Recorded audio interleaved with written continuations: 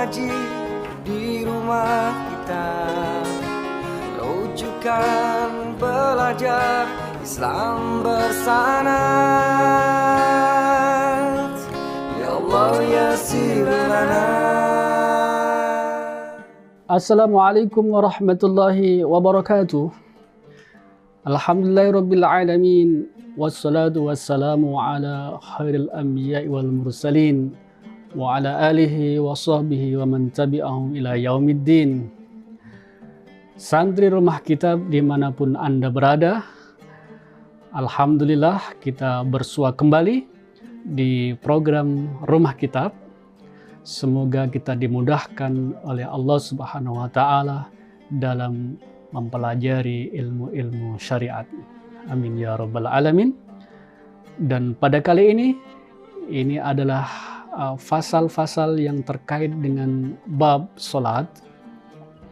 Sebelum kita memulai bacaan kitab ini, kita hadiahkan surah Al-Fatihah ila nabiyina wa syafi'ina wa maulana Muhammadin sallallahu alaihi wasallam wa ala alihi wa azwajihi wa dhurriyyatihi wa jami'is sahabati wat tabi'in wal ulama wal musannifin al mukhlisin, khususan ila muallifi hadzal kitab wa muallimina wa masyayikhina wa asatidatina, nafa'ana Allah bi ulumihim fi dinina wa dunyana wa ukhrana. Al-Fatihah. A'udzu billahi minasyaitonir rajim. Bismillahirrahmanirrahim. Alhamdulillahi rabbil alamin arrahmanir rahim. Maliki yaumiddin. Iyyaka na'budu wa iyyaka nasta'in. Ihdinas siratal mustaqim, siratal ladzina an'amta 'alaihim ghairil maghdubi 'alaihim waladdallin. Amin ya rabbal alamin. Bismillahirrahmanirrahim. Qala al-muallif syurutul qasri. Adapun syarat-syarat salat qasar, salat qasar adalah memendekkan, meringkas dari 4 rakaat menjadi 2 rakaat. Itu sab'atun, ada 7.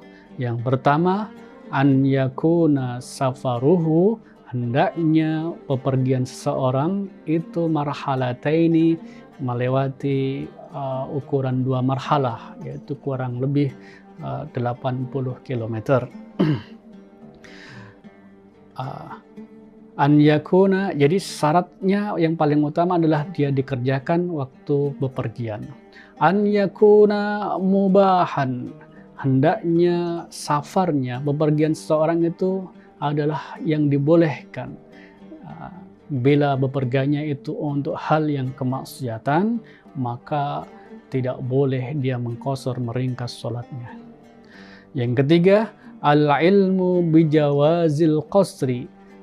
Ada ilmu, ada pengetahuan tentang bolehnya mengqasar sholat. Yang keempat, niyatul qasri indal ihrami, berniat mengqasar atau meringkas sholat ketika dia takbiratul ihram. Antakuna sholatu, hendaknya yang diqasar itu sholat yang rubaiyatan, jumlahnya 4 rakaat. Yang keenam, dawamus safari ila tamamiha, jadi bepergiannya masih berlangsung sampai sempurnanya sholat. Dan yang terakhir, la an yaktadiya bimutimmin, tidak boleh dia menjadi makmum kepada orang yang tidak safar atau tidak meringkas sholat fi juz'in min sholatihi, walaupun sebagian rakaat saja. Kita teruskan pada fasal berikutnya.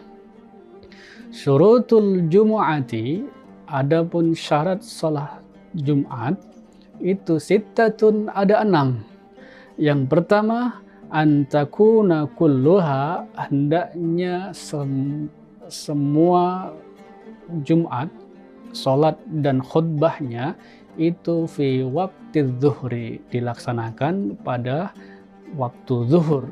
Bila melewati waktu zuhur, maka sholat Jumatnya tidak sah. Yang kedua, antuqama, hendaknya dilakukan sholat Jumat fi khuttatil baladi, di perbatasan daerah. Ini konteksnya di masa dulu, sholat Jumat itu hanya dilakukan satu tempat. Ketika umat muslim semakin berkembang ke berbagai wilayah, maka sholat Jumatnya dilakukan di berbagai daerah. Satu kota, satu masjid. Setelah berkembang lagi, umat Islam semakin banyak. Setiap kelurahan, setiap desa mempunyai satu masjid. Ketika satu masjid tidak lagi tidak mencukupi jumlah dari jamaah, maka ada lagi satu desa bisa 2 masjid atau 3 masjid. Jadi konteks yang nomor 2 ini konteksnya adalah zaman dahulu. Jadi sekarang tidak lagi masjid harus di perbatasan, tapi di setiap komunitas bisa dibangun sebuah masjid untuk dilaksanakan sholatul Jumu'ah. Apalagi di musim pandemi ini, untuk menghindari dari semakin tersebarnya COVID, maka dilaksanakan sholat Jumat di banyak tempat. Yang ketiga adalah antusalla jama'atan. Jadi sholat Jumat sah dilaksanakan dengan berjamaah. Yang keempat, an yakunu arba'ina ahraran. Jumlah jamaahnya paling sedikit adalah 40 laki-laki yang merdeka. Dzukuran, laki-laki, baligina, semuanya sudah mencapai balik. Mustautinina, 40 orang itu adalah ahlul balad, tidak dalam keadaan safar. Yang kelima, an la tasbiqaha, hendaknya tidak didahului, wala tuqarinaha, dan tidak menyertai berbarengan, Jum'atun, sholat Jumat fi dzalikal baladi, di tempat tersebut. Nah, ini saya ulang lagi, ini kaitannya dengan nomor 2 juga, konteksnya adalah di saat itu. Nah, saat sekarang bisa jadi masjid satu dengan masjid yang lainnya bisa berbarengan, dan bahkan waktunya kadang yang masjid satu selesainya lebih dahulu. Yang terakhir adalah an yataqaddamaha, hendaknya didahului khutbatani dengan 2 khutbah. Jadi 2 khutbah adalah termasuk arkanul Jumu'ah. Jika ditinggalkan maka sholat Jumatnya tidak sah. Fasal yang terakhir terkait dengan rukun khutbah di dalam sholat Jumat. Arkanul khutbataini, adapun rukun-rukun 2 khutbah itu khamsatun, ada 5. Yang pertama, hamdun lillahi, bertahmid, memuji kepada Allah Subhanahu wa Ta'ala, fihima, di 2 khutbah tersebut, didahului dengan tahmid. Wassalatu ala nabi fihima, dan membaca salawat kepada Nabi di dalam 2 khutbah tersebut. Yang ketiga, al-wasiyatu bittaqwa, berwasiat untuk semakin bertakwa kepada Allah, fihima, di 2 khutbah tersebut. Wasiat takwa tidak harus dengan berbahasa Arab, dan tidak harus pula dengan teks berpesan ketakwa, meningkatkan ketakwaan kepada Allah Subhanahu wa Ta'ala, tetapi bisa dengan menggunakan wasiat-wasiat untuk meningkatkan amal baik, memperkuat persaudaraan, memperbaiki kualitas ibadah, dan yang lain-lainnya, atau untuk meninggalkan semua larangan-larangan Allah. Itu juga termasuk dalam maksud daripada takwa.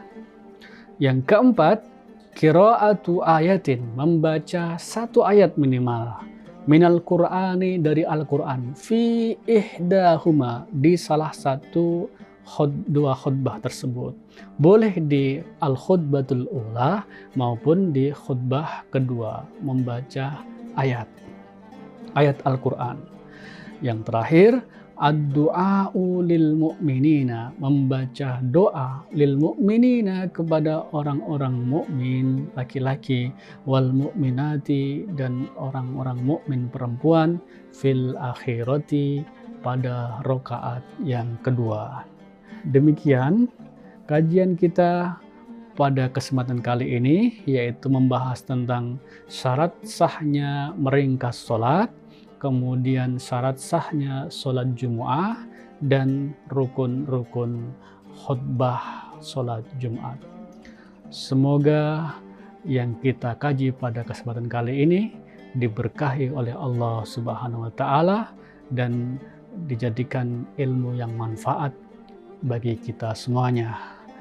Wallahul muwaffiq ila aqwamit thoriq. Wassalamualaikum warahmatullahi wabarakatuh.